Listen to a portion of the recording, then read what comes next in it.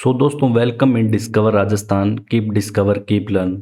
आज हम देखो राजस्थान की जो राजनीतिक और प्रशासनिक व्यवस्था है, जैसे राजनीतिक व्यवस्था है उसके अंदर राज्यपाल, मुख्यमंत्री, तो उसके अंदर जितने भी सारे पद हैं उनकी डिटेल से पढ़ेंगे। उसकी कार्यप्रणाली, उसकी क्या क्या उसकी शक्तियां होती हैं, वो राज्यपाल की जो शक्तियां, आज हम सिर्फ राज्यपाल करने वाले हैं इस क्लास में।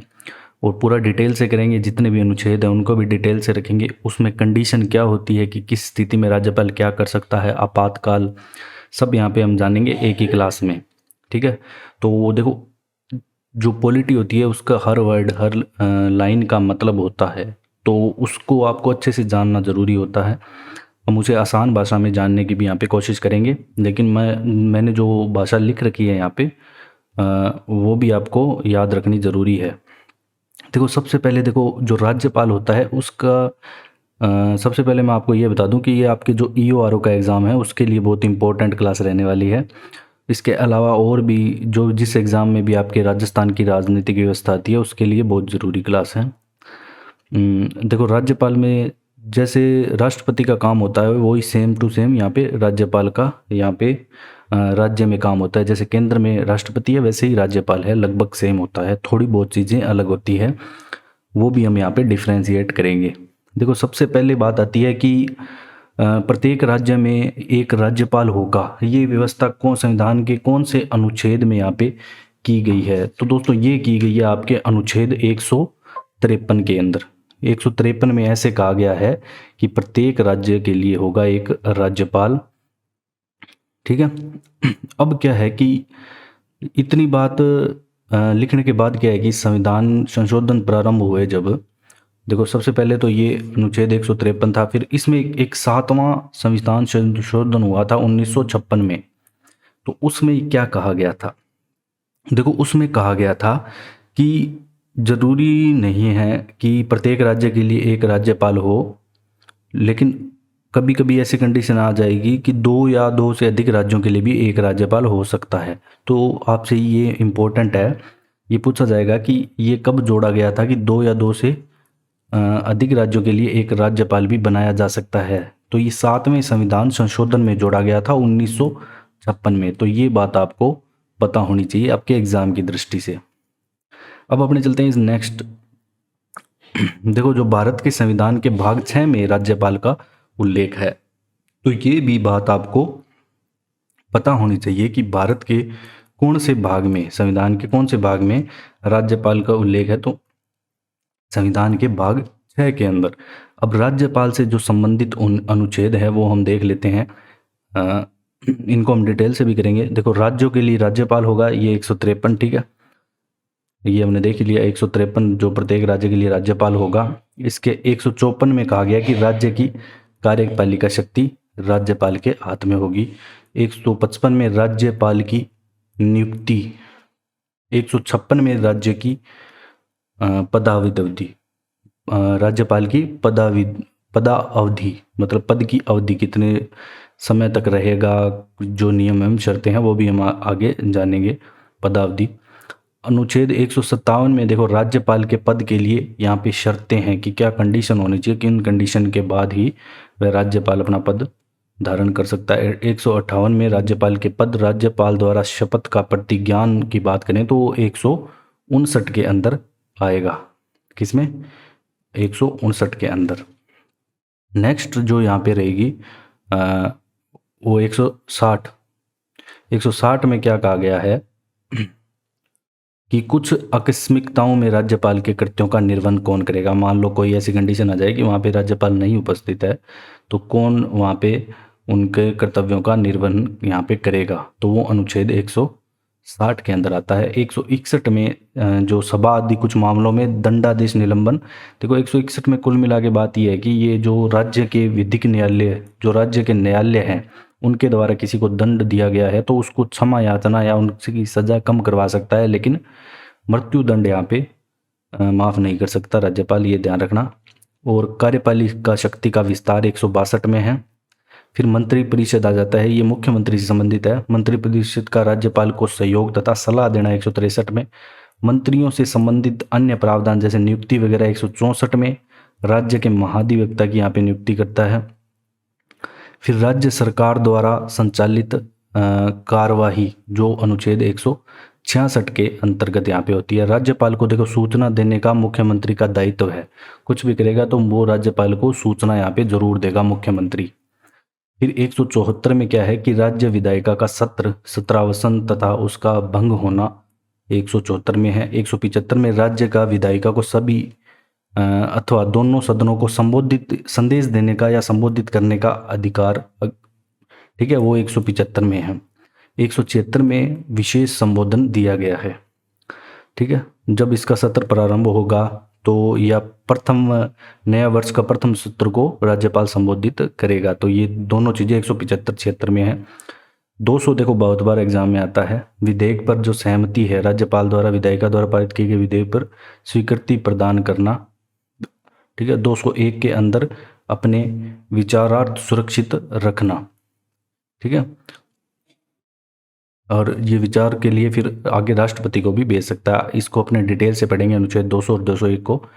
और राज्यपाल के अध्यादेश जारी करने की शक्ति, मतलब जब कोई भी मतलब जैसे कि मानसून सत्र, ऐसे सत्र चलते रहते हैं जो सरकारें होती है विधानसभा की, तो बीच में क्या गैप आ जाता है, उन गैप के अंदर अगर ऐसे अर्जेंट काम आ जाता है कि ये नियम तो या कानून जो राज्य के विषयों से संबंधित है वो लागू करना पड़ेगा, तो वो होता है अध्यादेश। तो राज्यपाल की अध्यादेश जारी करने की शक्ति 213 में है।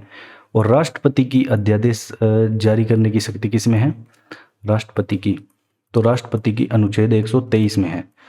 तो ये एक आगे ले आना राष्ट्रपति के लिए बस, ठीक है। राज्यपाल की उच्च न्यायालय के न्यायाधीशों के नियुक्ति के मामले में राष्ट्रपति द्वारा सलाह, तो वो है अनुच्छेद 217 में, ठीक है। फिर 233 में क्या है कि राज्यपाल द्वारा जिला न्यायाधीशों की नियुक्ति, तो ये इंपॉर्टेंट है। जो जिला न्यायाधीश है वो उनकी नियुक्ति 233 के अधीन की जाती है। और 34 में देखो राज्यपाल द्वारा न्यायिक सेवा के लिए नियुक्ति जिला न्यायाधीशों के अलावा, ऊपर 33 में तो होगी, ये न्यायिक सेवा के लिए जो अन्य नियुक्तियां होगी वो भी यहाँ पे राज्यपाल द्वारा की जाएगी। अब देखो राज्यपाल की नियुक्ति के लिए जो इम्पोर्टेंट बातें हैं वो क्या है, मतलब क्या आपकी क्वालिफिकेशन होनी चाहिए, क्या कंडीशन होनी चाहिए कि आप राज्यपाल का पद ग्रहण कर सकते हो। तो सबसे पहली बात यह है कि आपको भारत का नागरिक होना पड़ेगा। 35 वर्ष की आयु आपकी पूर्ण हो चुकी होनी चाहिए, ठीक है। 34 वर्ष 11 महीने का यहाँ भी नहीं चलेगा। 35 वर्ष की आयु आपकी यहाँ पे होनी चाहिए, भारत का आप नागरिक हो, भारत के नागरिक, और 35 वर्ष की आयु। इसके बाद क्या है कि दो कंडीशन और आती है कि आपको किसी लोकसभा, विधानसभा या किसी भी मतलब सदन का सदस्य नहीं होना, और कोई भी आपको क्या है कि लाभ के पद पे यहाँ पे नहीं होना। तो दोनों बातें यहाँ पे ये लिखी गई है।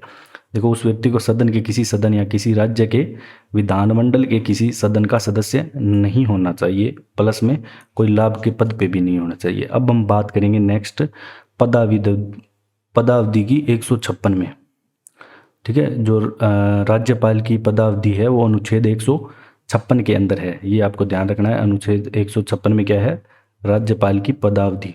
तो राज्यपाल की देखो पदावधि के लिए 3 बातें हैं। पहली बात को ये है कि ये राष्ट्रपति के प्रसाद पर्यंत काम करता है, राष्ट्रपति चाहे जब तक। तो ये बात आपके एग्जाम में आएगी कि राष्ट्रपति के प्रसाद पर्यंत तक रहता है। अगर उसको अपना त्यागपत्र देना है खुद स्वयं इच्छुक, तो वह दे सकता है राष्ट्रपति को, ठीक है। राष्ट्रपति को संबोधित त्यागपत्र द्वारा अपना पद यहाँ पे राज्यपाल छोड़ सकता है। अब उपरोक्त दोनों उपबंधों के अधीन रहते हुए वह 5 वर्षों की अवधि तक पद पर रहेगा, ठीक है। ये दोनों उपबंधों हैं, इनको अधीन ये 5 वर्षों की तक रहेगा ही रहेगा, ठीक है। बाकी क्या है कि एक चीज़ और कही गई है कि अगर मान लो उसका कार्यकाल समाप्त हो गया, लेकिन वह तब तक पद पर रहेगा जब तक कि उसका उत्तराधिकारी पद ना ग्रहण कर ले, मतलब कोई दूसरा राज्यपाल वहाँ आके पद ग्रहण ना कर ले, तब तक वही संभालेगा राज्यपाल का पद। उत्तराधिकारी का मतलब यहाँ पे उसका जो कोई परिवार, फैमिली मैटर नहीं है, ठीक है। ये उत्तराधिकारी का मतलब है अन्य कोई व्यक्ति यहाँ पे आके राज्यपाल का पद ना संभाल ले। तो यहाँ पे एक कोई विवाद भी हुआ था, बीपी सिंघल बनाम भारत संघ विवाद 2010 में। इसको मनमानी से क्या है कि हटा दिया गया था, तो इस पे के बारे में ये विवाद है, इस, ठीक है। इस पे आपको इतना ध्यान नहीं देना। अब अपने चलते हैं नेक्स्ट, वेतन सुविधाएं और विशेषाधिकार। जो भी राज्यपाल की वेतन सुविधाएं और विशेषाधिकार है वो इसमें बताए गए हैं। अनुच्छेद 158 के जो कुछ खंड हैं, उन खंडों के अनुच्छेद के अंदर भी जो खंड बने होते हैं उनके अंदर राज्यपाल के जो वेतन और अन्य सुविधाओं के बारे में, तो राज्यपाल को वेतन भत्ते और विशेषाधिकार संसद के विधि द्वारा निर्धारित होंगे। तो संसद की विधि निर्धारित करेगी कि राज्यपाल को इतना कुछ ये सुविधाएं देनी है, वो सब संसद निर्धारित करेगी। ठीक है। अब जो इसका मासिक वेतन होता है राज्यपाल का, वो 3,50,000 रुपये महीना होता है, ये देख रहे हो। तो ये भी एग्जाम में पूछा जाता है, राज्यपाल का जो मासिक वेतन भी आपसे एग्जाम में पूछा जा सकता है। अगर देखो किसी व्यक्ति को 2 या अधिक राज्यों का मान लो बना दिया जाए तो वेतन कौन देगा? तो वेतन देखो राष्ट्रपति, तो ये आप पढ़ लेना, तो वेतन राष्ट्रपति द्वारा निर्धारित होगा। वो अनुपात निर्धारित करेगा कि ये राज्य इतना देगा, फिर दोनों मिलके उसका राज्यपाल को वेतन प्रदान करेंगे, दोनों राज्य। ठीक है, ये भी इसमें कंडीशन है। अब हम बात करते हैं, देखिए इसके वेतन भत्ते और उसकी पदावधि के दौरान कम नहीं हो सकते। तो ये बात आपको ध्यान रखनी है कि ऐसा नहीं है कि उसके जितने वेतन और भत्ते निर्धारित किए गए हैं उसकी जो पदावधि है उसके दौरान ये कम ज़्यादा हो जाएं, तो ये ऐसा नहीं होगा। और बिना किराया दिए वह शासकीय आवासों का उपयोग भी हक से कर सकेगा। फिर राज्यपाल अपने पद की शक्तियों का प्रयोग और अपने कर्तव्यों के पालन के लिए किसी भी न्यायालय के प्रति उत्तरदायी नहीं होगा। ठीक है, ये बात आपको आगे जो 2 पॉइंट आएंगे उनमें समझ आ जाएगी। ठीक है, जो राज्यपाल अपने पद की शक्तियों के लिए मतलब कोई न्यायालय इस पर कोई कार्रवाई नहीं कर सकता। कुल मिला के यहाँ पे बात ये होगी कि अपनी पदावधि के दौरान राज्यपाल किसी भी आपराधिक मामले की सुनवाई से छूट प्राप्त होगी। मान लो कोई भी आपराधिक मामला है, उससे उसको छूट प्राप्त होगी। इस दौरान न तो ऐसे कार्रवाई उस पर शुरू की जा सकेगी, न ही चालू रखी जा सकेगी उसके कार्यकाल के दौरान। तो ये ध्यान रखना है, कोई कुछ नहीं कर सकता। फिर बात आती है, तो राज्यपाल की जो गिरफ्तारी या कारावास के लिए आदेश देने की अधिकारिता भी किसी न्यायालय को नहीं है। मतलब राज्यपाल को कोई भी उसके कार्यकाल के दौरान न तो गिरफ्तार किया जा सकता है, ना उसको कोई भी कारावास या सज़ा सुनाई जा सकती है। लेकिन देखो हर चीज़ का कुछ ना कुछ मतलब होता है अंदर। तो अब देखो अनुच्छेद 361 का भाग 4 क्या कहता है? ये ऐसे कहता है, देखो ये आप पढ़ लेना, सिंपल से शब्दों में मैं आपको बता दूं कि अनुच्छेद 361 का भाग 4 ये कहता है कि राज्यपाल के देखो जो भी कार्य है सीमित है। इसके द्वारा देखो कोई भी मान लो व्यक्ति कहता है कि भाई राज्यपाल ने कोई गड़बड़ की है या हमें राज्यपाल पे कार्रवाई करनी ही करनी है, तो अगर ऐसा कुछ करना है तो उसको 3 शर्तें माननी पड़ेगी। 3 ऐसी शर्तें हैं। तो वो 3 शर्तें क्या है? देखो सबसे पहले तो उसको लिखित में देना होगा राज्यपाल को कि मैं तेरे पे ये कार्रवाई कर रहा हूँ और आपने ये गलती की थी। मतलब लिखित सूचना राज्यपाल को ही देनी पड़ेगी राज्यपाल पे कार्रवाई करने के लिए। और ऐसी सूचना के बाद कम से कम 2 महीने का समय भी देना पड़ेगा उस व्यक्ति को। और सूचना में पक्षकार जो भी मतलब शिकायत कर रहा है उसको अपना नाम पता सारी डिटेल भी देनी पड़ेगी। तो देखो एक प्रकार से तो ये कंडीशन मतलब फेल ही है, ऐसी मतलब शर्तें पूरी हो ही नहीं सकती। तो वैसे कोई कार्रवाई कर नहीं सकता, कर सकता है तो 361 के भाग 4 के अकॉर्डिंग कर सकता है। ये बात आपकी मोस्ट इंपॉर्टेंट है, आपके एग्जाम की दृष्टि से आपको याद रखनी है। अब हम चलेंगे नेक्स्ट। देखो जो कार्रवाई की प्रकृति या मांगे हैं वो विवरण पूरा अच्छे से देना होगा, वो इसमें लिखा गया है। अब राज्यपाल की शक्तियां और कार्य पढ़ेंगे हम कि क्या क्या राज्यपाल की शक्तियां हैं, क्या कार्य हैं, क्या लिमिटेशन है, मतलब किस एरिया के अंदर राज्यपाल यहाँ पे काम करता है। देखो राज्य सरकार के जो सारे कार्य हैं वो राज्यपाल के नाम से ही होते हैं, साइन उनका राज्यपाल का ही होता है और राज्यपाल को साइन करने भी पड़ते हैं। ठीक है। दूसरा देखो राज्यपाल राज्य के मुख्यमंत्री तथा अन्य मंत्रियों की नियुक्ति भी करता है। जो भी विधानसभा के अन्य मंत्री हैं उनको नियुक्ति करता है और उनके प्रसाद पर्यंत ही वो उनके मंत्री कार्य करते हैं। तो ये बातें क्या कि एग्जाम में डायरेक्ट आती है स्टेटमेंट में, तो ये आपको याद होनी चाहिए कि मंत्री उनके प्रसाद पर्यंत कार्य करते हैं। तो प्रसाद पर्यंत आपको पता होना चाहिए। लेकिन देखो 4 राज्य ऐसे हैं, कौन कौन से? छत्तीसगढ़, झारखंड, मध्य प्रदेश और उड़ीसा। छत्तीसगढ़, झारखंड, मध्य प्रदेश और ओडिशा।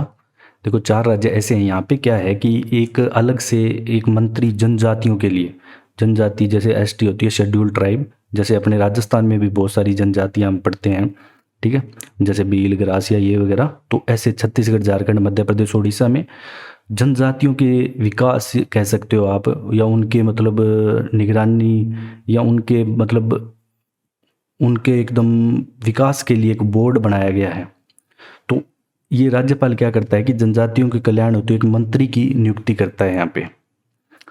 वो स्पेशल जनजातियों के लिए ही काम करेगा और उसके साथ साथ वो अनुसूचित जातियों और पिछड़े वर्गों के कल्याण के भी काम करेगा। ठीक है, तो ये सिर्फ 4 राज्यों के अंदर ही है, ध्यान रखना, छत्तीसगढ़, झारखंड, मध्य प्रदेश और उड़ीसा के अंदर। अब हम बात करते हैं नेक्स्ट।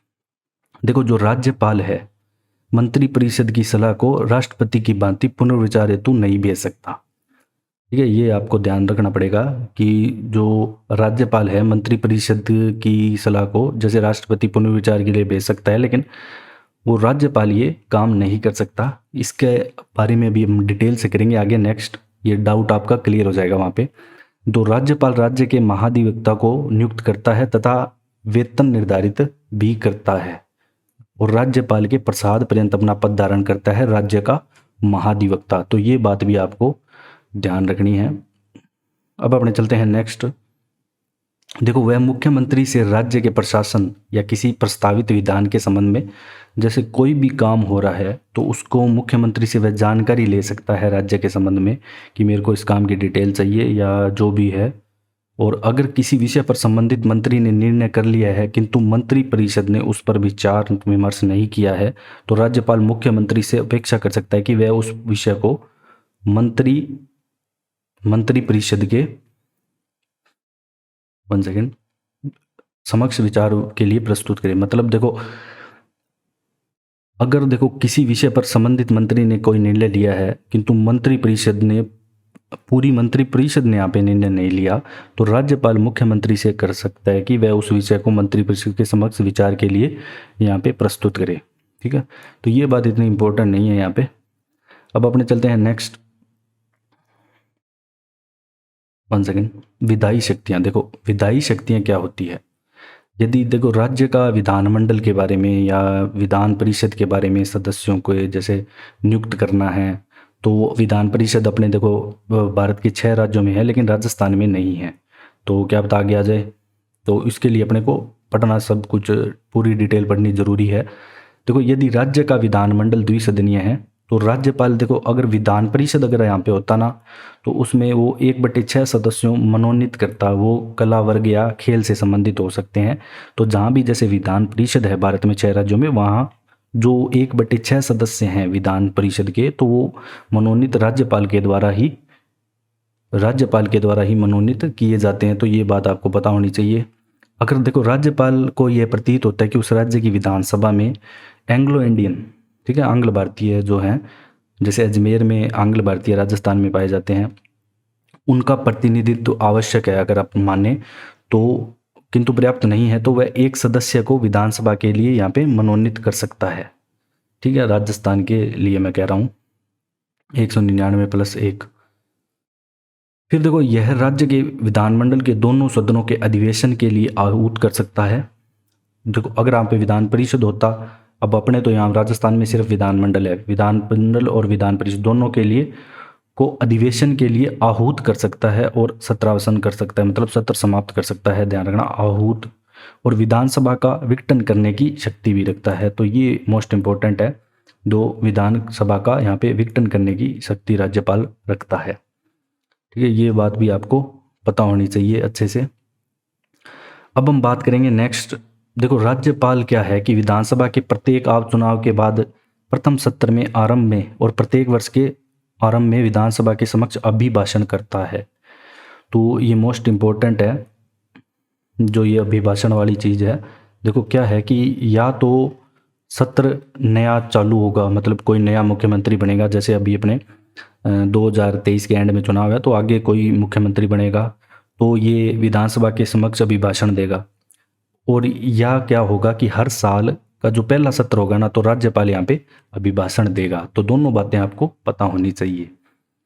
अब बात आती है नेक्स्ट। देखो, जो राज्यपाल है राज्य के विधानमंडल के लंबित किसी भी विधेयक के संबंध में किसी अन्य विषय के संबंध में विधानमंडल के सदन या सदनों को संदेश भेज सकता है।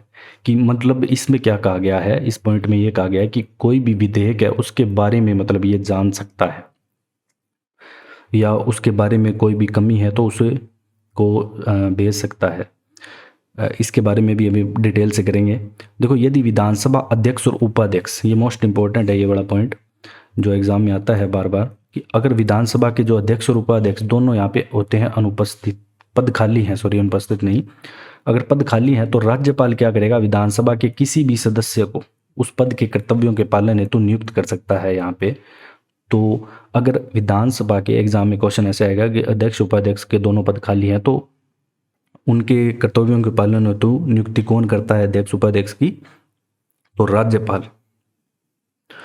अब उसके पास क्या है, यही शक्ति विधान परिषद के संबंध में भी है, जो अपने राज्य राजस्थान में नहीं है, लेकिन सेम यही कंडीशन है।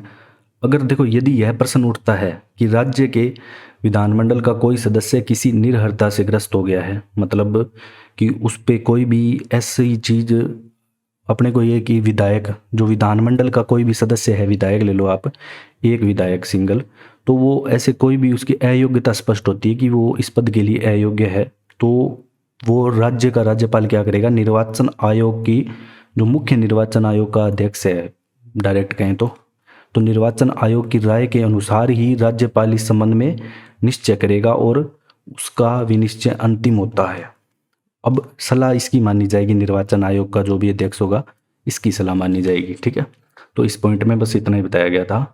तो जब भी आपसे पूछा जाए कि अगर उसकी निर्हरता पूछी जाए विधानमंडल के कोई सदस्य की, तो वो निर्वाचन आयोग की राय के अनुसार राज्यपाल द्वारा किया जाता है, उसको आउट, जो भी मतलब डिसीजन लिया जाता है वो सही है तो सही। राज्य, देखो, विधानमंडल द्वारा पारित कोई विधेयक अधिनियम तभी बनता है जब राज्यपाल उस पर अनुमति दे, ठीक है। इस विधेयक के बारे में भी अपने पढ़ेंगे, इसमें भी 2-3 कंडीशन आएगी, ठीक है। तो जो ये विधेयक है तभी अधिनियम बनेगा जब राज्यपाल यहाँ पे अनुमति दे। कोई भी विधेयक उनको पारित करना हो तो राज्यपाल के साइन चाहिए, कोई भी काम करेंगे तो।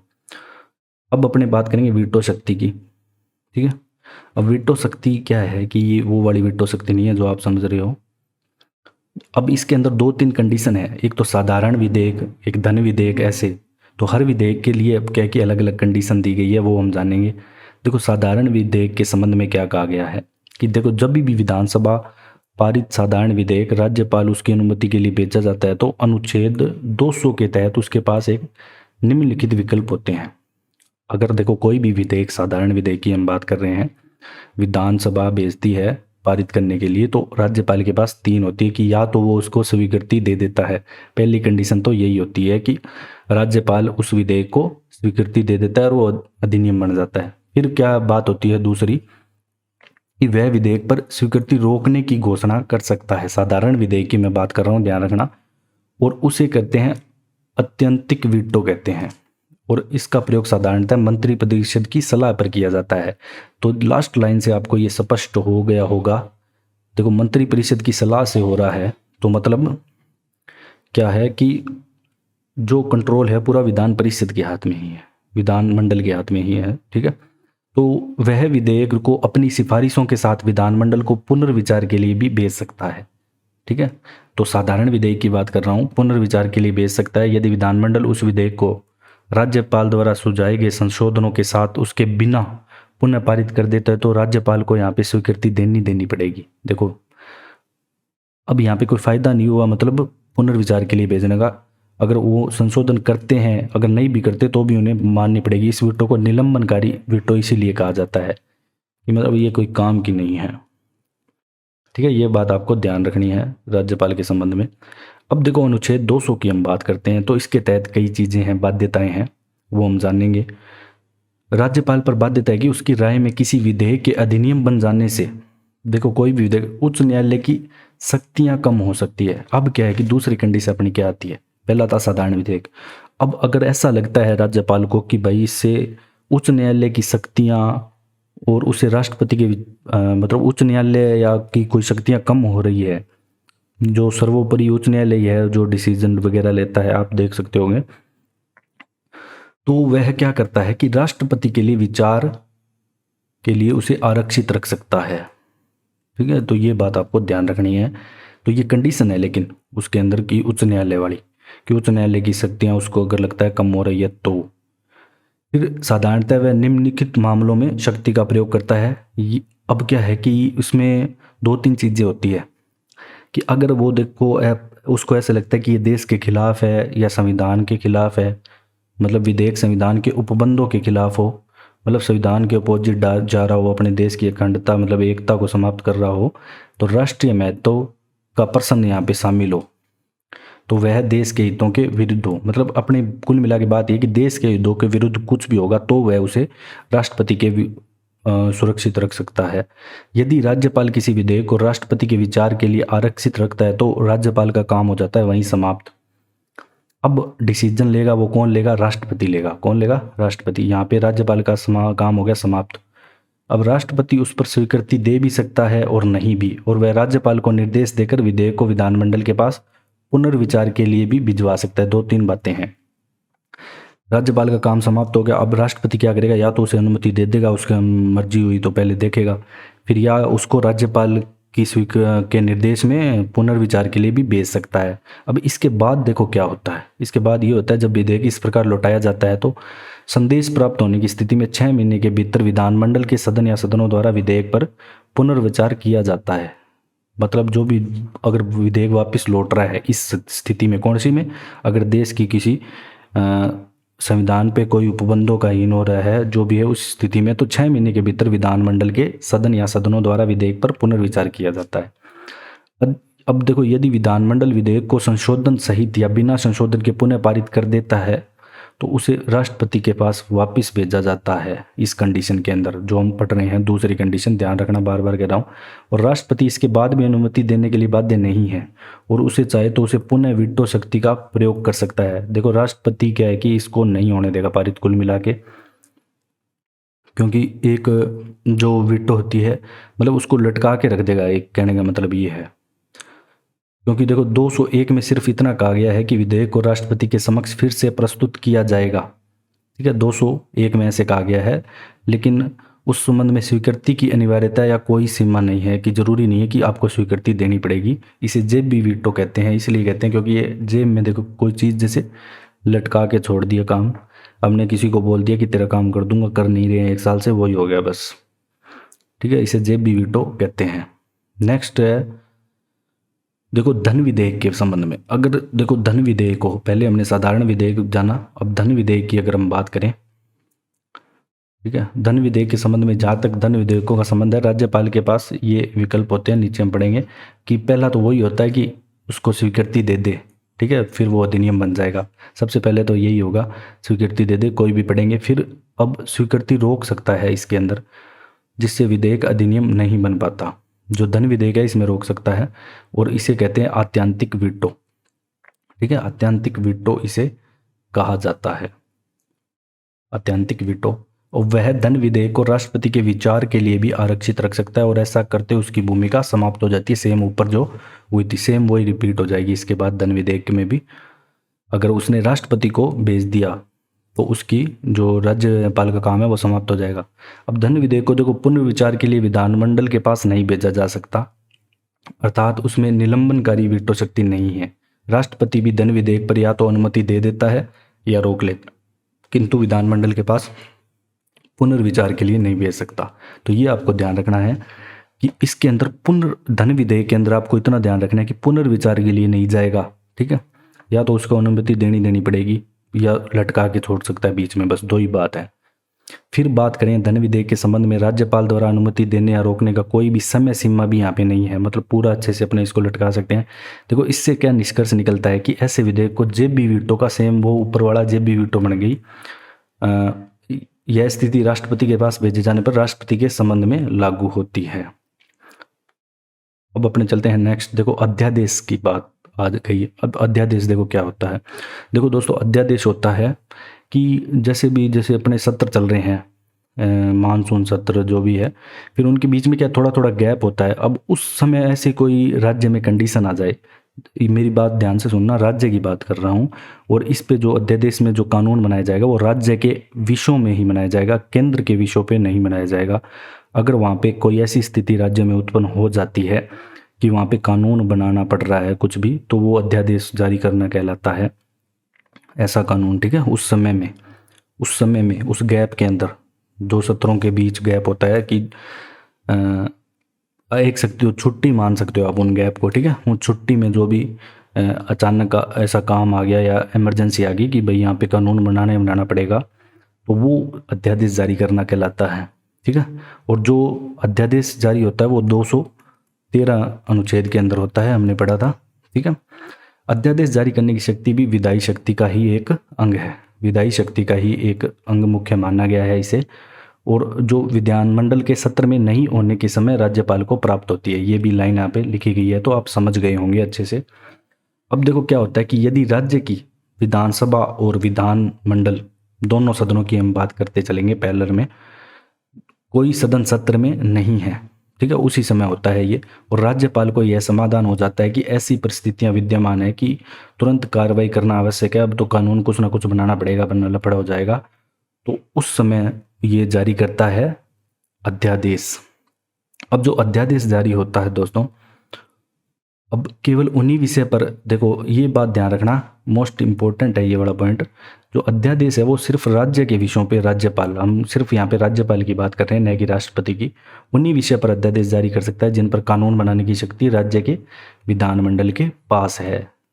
और अध्यादेश का वही बल व प्रभाव है जो राज्य के विधानमंडल द्वारा पारित अधिनियम का है, ठीक है। ये बात भी आपको पता होना चाहिए कि देखो जो अधिनियम पारित करते हैं विधानमंडल, सेम वही एकदम कंडीशन अध्यादेश की है।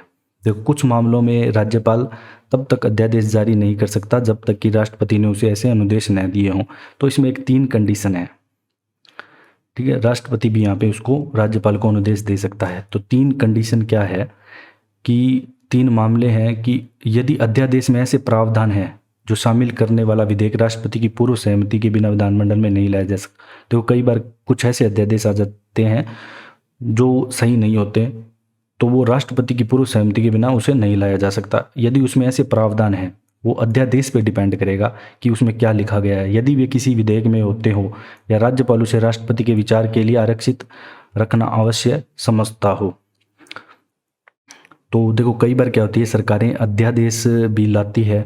कैसे लाती है कि बीच में मतलब जब उनका सत्रावसान होता है तो उनके थ्रू, जैसे केंद्र सरकार राष्ट्रपति के थ्रू ला सकती है और वैसे राज्य सरकार राज्यपाल के थ्रू।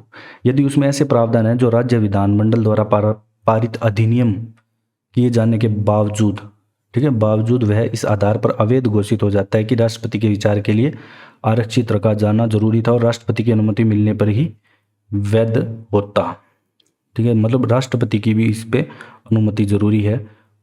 अध्यादेश के लिए देखो निरंतर जीवित रखने के लिए एक अध्यादेश की टाइम लिमिट भी होती है। देखो विधानमंडल का नया सत्र शुरू होने के 6 सप्ताह की अवधि पूरी होने से पहले उसे अनुमोदन का संकल्प पारित कर दें। तो ये ध्यान रखना है आपको, 6 सप्ताह, उसमें 6 सप्ताह या इसे कह सकते हैं अपने 42 दिन, ठीक है, 6 सप्ताह या 42 दिन।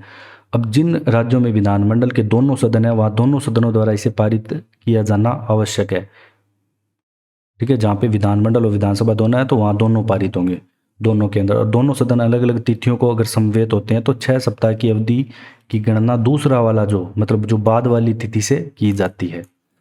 राज्यपाल जब चाहे अध्यादेश को वापस भी ले सकता है, तो ये बात भी आपको ध्यान रखनी है। तो राज्यपाल जब चाहे उस अध्यादेश को वह वापस भी ले सकता है, अपनी उसकी मर्जी है ये। अब अपने चलते हैं नेक्स्ट। अगर अध्यादेश के निर्जीव बनाने का एक तरीका विधानमंडल के पास भी है, ठीक है।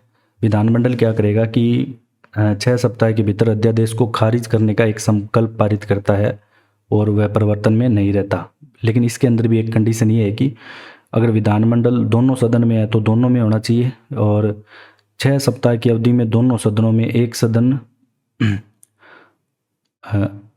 या विधानमंडल है तो अध्यादेश का अनुमोदन नहीं कर दिया जाता, तो वह अपने आप समाप्त हो जाता है, ठीक है। देखो जहाँ पे दोनों हैं विधानमंडल और विधान परिषद, अगर वहाँ एक में मतलब एक में तो पारित कर दिया उसके खिलाफ और एक में नहीं हुआ तो वो अपने आप समाप्त हो जाएगा। तो ये बात भी आपको ध्यान रखनी है। अब हम पढ़ेंगे वित्तीय शक्तियाँ राज्यपाल की। देखो वह यह सुनिश्चित करता है कि प्रत्येक वित्तीय वर्ष के संबंध में उसकी जानकारी मिले, उसका पूरा लेखा जोखा है राज्य का, मतलब क्या कुछ लगा, किसको लगाया, सरकारी नौकरी कितनी मिली, क्या मतलब पूरा मतलब विधानसभा विधानमंडल के दोनों सदनों के समक्ष वार्षिक वित्तीय विवरण या बजट रखा जाएगा उसके समक्ष, अब कोई भी धन विधेयक, अब धन विधेयक हमने वैसे पढ़ लिया, देखो कोई भी धन विधेयक राज्य विधानसभा में राज्यपाल की पूर्व सम्मति के बाद ही यहाँ पे पेश किया जाएगा। और राज्यपाल किसी अचानक उत्पन्न हुए खर्च, अगर अचानक ऐसा कोई महामारी आ गई या कुछ भी कोई रोग वगैरह आ जाता है या कोई आपदा आ जाती है, तो उसकी राज्य की आकस्मिकता निधि से अग्रिम धनराशि ले सकता है। ठीक है, राज्यपाल यहाँ पे धनराशि भी आकस्मिकता निधि से ले सकता है, ये ध्यान रखना। अब क्या होता है, 1 सेकेंड, राज्यपाल की देखो सहमति के बिना विधानसभा में किसी भी तरह के अनुदान की मांग नहीं की जा सकती। वह राज्य के लेखों से संबंधित जो राज्य के लेख जोखे हैं उनकी रिपोर्ट नियंत्रक महालेखा परीक्षक की रिपोर्ट विधानमंडल के समक्ष यहाँ पे प्रस्तुत करता है। नेक्स्ट, अगर वह हर वर्ष मतलब 5 वर्ष बाद अपने राज्य की जो पंचायती राज संस्थाएं हैं अपनी, उनकी वित्तीय स्थिति और उनका पुनर्वलोकन करने के लिए भी वित्त आयोग का यहाँ पे गठन करता है। अब हम बात करेंगे राज्यपाल की न्यायिक शक्तियों के बारे में, क्या क्या किसी किसी न्याय दे सकता है राज्यपाल। ठीक है, देखो न्यायिक शक्तियाँ अनुच्छेद 161 के अंदर है। देखो कुछ भी मतलब दंड लिखे हुए हैं यहाँ पे, ठीक है, दंगे नहीं है ये, दंडों तथा दंडादेशों को क्षमा निलंबित परिवर्तित करने की शक्ति दी। देखो कुल मिला के बात ये है इसके अंदर कि अगर कोई भी व्यक्ति है जिसे राज्य की विधिक सेवा मतलब जो राज्य के विधिक न्यायालयों द्वारा उसे सजा दी गई है, तो वो उसकी क्षमा कर सकता है, उस दंड को माफ़ कर सकता है, कम कर सकता है, लेकिन मृत्यु दंड को माफ़ नहीं कर सकता। ये ध्यान रखना राज्यपाल। और राष्ट्रपति अनुच्छेद 72 के तहत राष्ट्रपति के पास है, राष्ट्रपति के मृत्यु दंड को सेम यही है। इस शक्ति के अंतर्गत क्या है कि राज्यपाल राज्य की विधि के क्षमा के तहत सेम वही बात लिखी गई है, किसी व्यक्ति को दंड क्षमा प्रतिलंबन विराम परिहार लघुकरण कर सकता है। ठीक है, इसमें तो आपको बस इतना याद रखना है जो मैंने आपको बात बताई है। क्षमा दान के मामले में राष्ट्रपति व राज्यपाल की शक्तियों में 3 अंतर है, ये मोस्ट इंपॉर्टेंट है, ये अंतर आपको जानना जरूरी है। देखो अंतर क्या होता है, जो वैसे तो ऊपर बताई वही बातें हैं लेकिन उसमें भी कुछ आता है अलग।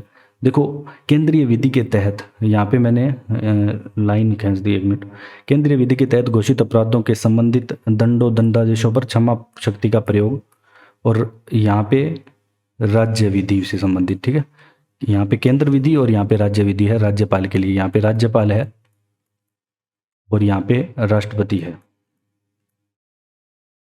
अब देखो जो अगर एक सैन्य अदालत होती है जो कोर्ट मार्शल, वहाँ पे कुछ भी मतलब जो भी दंड दिया जाता है उनको माफ़ सिर्फ राष्ट्रपति ही करेगा, ध्यान रखना, राज्यपाल को ये अधिकार नहीं है। ठीक है, राज्यपाल को ये अधिकार नहीं है। अगर कोर्ट मार्शल के यहाँ पे मामले हैं, ठीक है, यहाँ पे सिर्फ राष्ट्रपति ही कर सकता है। और मृत्यु दंड की बात आएगी तो हमने पहले जान ही लिया था, जो भी मृत्यु दंड है इसका माफ़ करने का अधिकार सिर्फ केंद्रीय विधि या राज्य विधि दोनों के तहत अगर आए तो वो राष्ट्रपति को ही है, राज्यपाल को नहीं है ये शक्ति। बस वो इसे लटका सकता है, स्थगित, प्रतिलंबित या लघुकृत कर सकता है। तो ये राष्ट्रपति और राज्यपाल के अंदर कुछ डिफरेंस था। अब आपातकाल की हम बात करें, देखो राज्य में राजस्थान में 4 बार आपातकाल लग चुका है वैसे अभी तक, और राज्यपाल को इस बात का समाधान हो जाता है कि उसे राज्य में ऐसी परिस्थितियां नजर आ जाती है कि अब सरकार कुछ नहीं कर सकती। ठीक है, सरकार से कंट्रोल से बाहर है राज्य, तो राज्य की मतलब शासन व्यवस्था सही नहीं है, संवैधानिक उपबंधों के अनुसार नहीं चल रहा राज्य, तो भाई राष्ट्रपति को इस आशय की रिपोर्ट भेजता है। फिर वहाँ पे राष्ट्रपति उचित समझे तो इस रिपोर्ट के आधार पर राज्य में अनुच्छेद 356 के तहत राष्ट्रपति लगाता है क्या, आपातकाल। यहाँ पे आपातकाल की यहाँ पे घोषणा की जाती है। अब यदि राष्ट्रपति ऐसी घोषणा करना चाहे तो इसके लिए राज्यपाल की रिपोर्ट होना भी जरूरी नहीं है, वह डायरेक्ट भी उद्घोषणा कर सकता है। तो ये था आपातकाल। ठीक है, तो ये आपका जो राज्यपाल के बारे में जितनी भी हमने पढ़ी सब पूरा हमने कंप्लीट कर लिया, अध्यादेश वगैरह। ठीक है, आपातकाल और कार्य शक्तियाँ, विधायी शक्तियाँ, वित्तीय शक्तियाँ, जो भी है हमने पढ़ा। अगर आपको हमारा कंटेंट पसंद आए तो आप शेयर एंड सब्सक्राइब जरूर करें। So thanks for joining Discover Rajasthan.